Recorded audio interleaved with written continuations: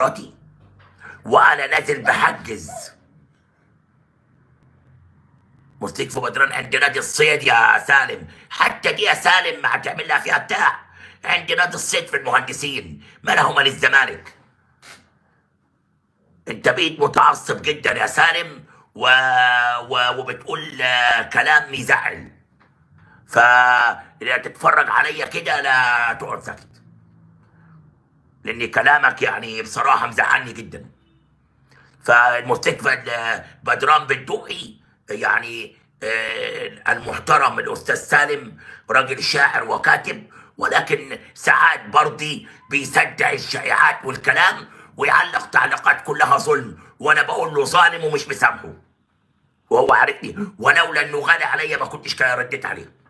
اصلحك وماله ودي فيها ايه حبيبي وبحبك ما صلحكش ليه، اصلحك وماله ودي فيها ايه حبيبي وبحبك ما صلحكش ليه.